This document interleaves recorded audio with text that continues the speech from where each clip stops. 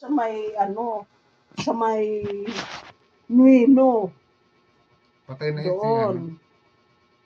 Tapos, doon ako nangamuhan. Ang murang-mura pa noon ang pamasahe sa tricycle. 10 centimos. Oo. 10 cents? Ha? 10 centimos. 10 centimos. 10 piso G5. lang. Ay, wala pang Hindi. 10 piso. Wala pang piso. 5, 5, 5, 10 5. Gis. Ayun ang pera kasi nung araw.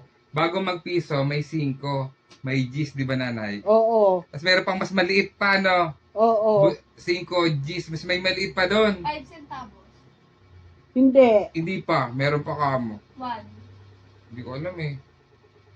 Basta maliliit. May 5 pesos, may 10 pesos, may... Hindi nung 5 pesos, 10 pesos. Wala pang 5 pesos, 10 pesos. Papel pa noon. Ay, wala nga.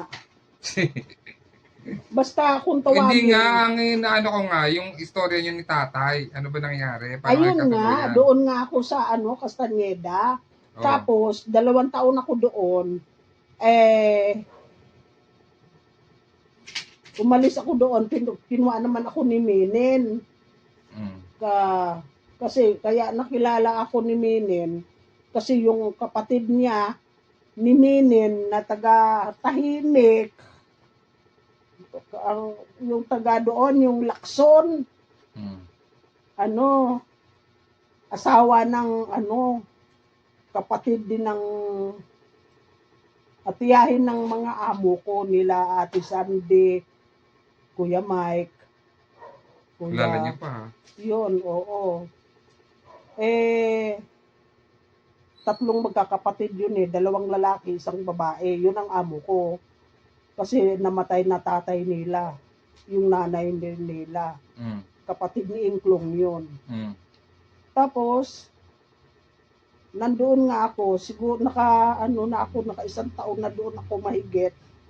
Sabi sa akin ni Tiising, kapatid ni Minin na yun, na taga Tahimik, pero asawa yun ng Castañeda. Mabait yung si Tiising, sabi sa akin, Didi, gusto mo ba mag-aral ng hair science? Mm. Sabi ko, oo, gusto ko ho. Sabi niya, o hindi, doon ka na lang, sabi niya sa kapatid ko sa may medisyon, sabing ganyan, para sa tanghali, mag-aral ka ng sa umaga, hatid ka sa anak niya, tapos sa hapon, mag-aral ka, sabi niya, sa likod ng munisipyo.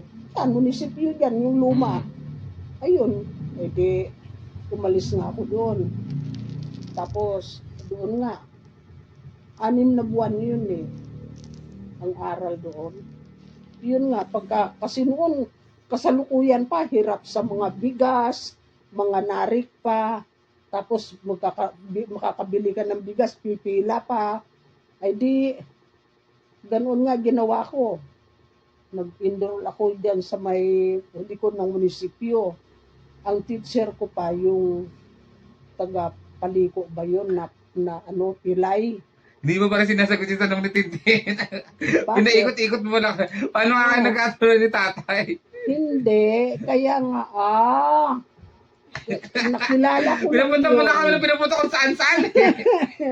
Pupunta na tayo sa Imas, pupunta pa tayo sa Baclaran, lumayo pa eh. Pupunta tayo sa Imas, pumunta pa tayong Tagay.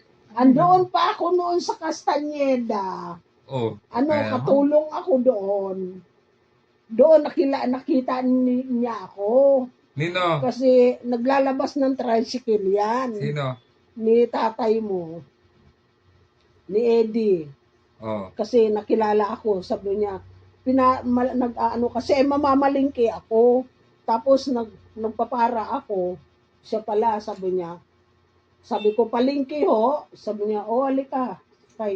Tapos sabi niya, Ang ganda mo naman. ha? Hindi pa, ganoon lang. Sabi niya, pag uwi ko, Kaya natin. tapos, Pag-uwi mo, hindi. Nakita ko doon sa labas, nakapila na naman.